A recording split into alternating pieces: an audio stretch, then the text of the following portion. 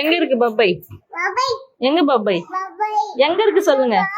எங்க இருக்குடாமா? அங்க இருக்கா? நீங்களே எடுத்துக்கங்க. அம்மாவை தள்ளிட்டு போறதுக்கு நீங்களே எடுத்துக்கங்க. ஏனம்மா நாள் முழுக்க பப்பை பப்பைன்னு இருக்கீங்களேப்பா.